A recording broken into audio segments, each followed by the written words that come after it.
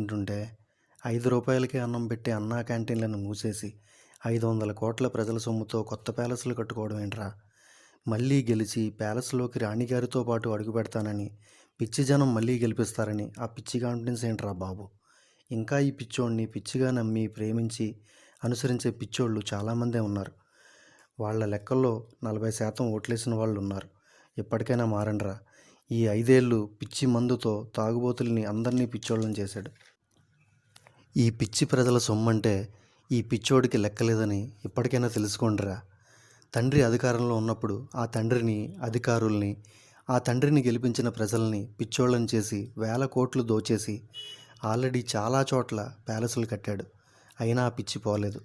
బంగారంతో ప్యాలెస్లు కట్టిన సద్దాం హుస్సేన్ లాంటి వాళ్ళ పరిస్థితి చివరికి ఏమైందో ఈ పిచ్చోడికి తెలియదు అనుకుంటా.